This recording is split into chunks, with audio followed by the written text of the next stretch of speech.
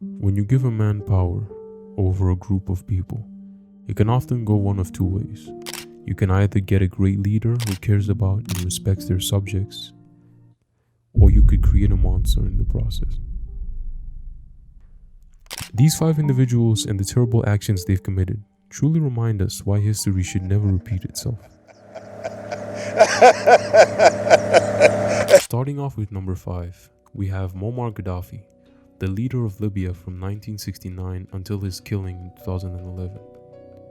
During his 42 years in power, Gaddafi's reign was woven with blood and terror over his own citizens and anyone who dared cross his path. Gaddafi famously enjoyed turning public executions into entertainment by broadcasting hangings on national television. He was also known for placing bounties on dissidents who fled abroad. These dissidents were then targeted, captured, and returned to Libya, where they faced imprisonment, torture, and even execution. In 1988, Pan Am Flight 103, a passenger aircraft traveling from London to New York, was destroyed by a bomb explosion over the town of Lockerbie, Scotland. This act of terrorism, associated with Muammar Gaddafi's regime, resulted in the tragic loss of 270 lives, including passengers, crew members, and individuals on the ground. Gaddafi's regime was known for supporting various militant groups involved in anti-Western activities, regional conflicts, and revolutionary movements. This support for global terrorism campaigns was a contentious aspect of Gaddafi's rule and significantly affected Libya's standing internationally. Moving on to number 4, we have the ruler of Equatorial Guinea from 1968 to 1979, Francisco Macías Nguema. Nguema's regime was a dark chapter in the nation's history, marked by countless human rights violations against his own people, being responsible for orchestrating the murder and torture of thousands of his political opponents, instilling fear and terror throughout the Ghanaian population.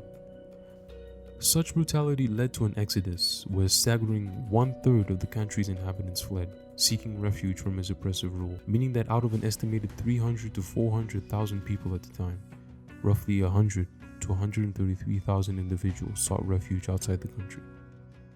Nguema's open admiration for the German dictator Adolf Hitler, coupled with his disturbing ambition to emulate him as the quote, African Hitler, reflected his erratic and unstable nature. These eccentricities and erratic behavior added an alarming dimension to the terror he imposed on Equatorial Guinea. At the number 3 spot we have Hissene Habre, a Chadian politician and convicted war criminal who served as the 5th president of Chad from 1982 until he was deposed in 1990.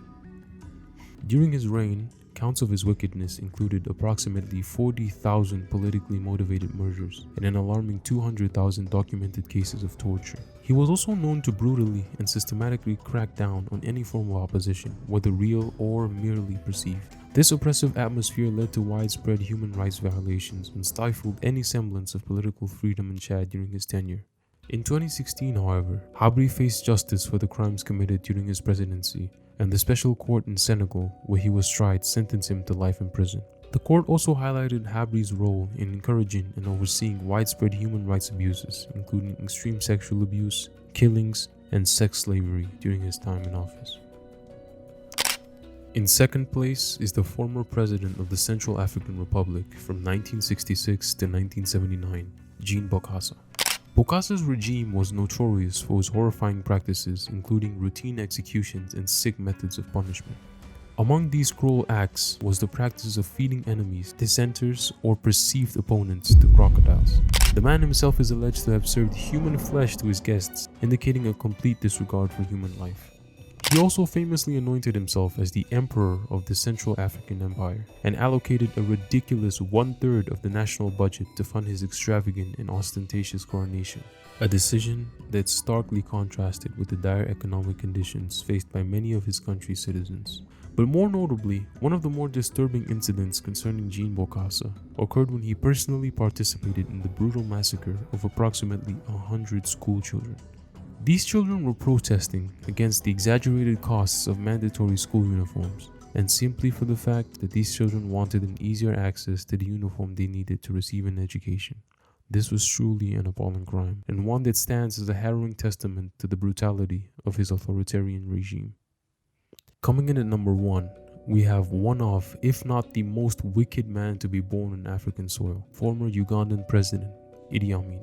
Idi Amin was a Ugandan military officer and politician who served as the third president of Uganda from 1971 to 1979. During his rule, he committed numerous crimes against humanity, some too graphic to go into too much detail on our channel. During his reign, some of his most ruthless acts, including killing an estimated 300 to 500,000 people, which was a significant portion of Uganda's population at that time, through state-sponsored violence, execution, and massacre. He'd also openly confessed to cannibalism and remarked that, quote, "I have eaten human meat. It is very salty, even more salty than leopard meat." This shocking statement contributed to the sinister and fearsome persona associated with his rule in Uganda at the time. He also ordered the killings of ethnic minorities in the country, including the persecution of specific tribes such as the Akoli, Langi, along with others. Amin also targeted disabled individuals, political opponents, and those perceived as threats to his regime. In fact, in 1972, Idi Amin issued a decree that resulted in the expulsion of approximately 50,000 Asians, mainly of Indian and Pakistani descent, from the country. This decision was part of a policy known as economic war, aiming to transfer economic control from non-indigenous Ugandans, particularly Asians, to Ugandan citizens.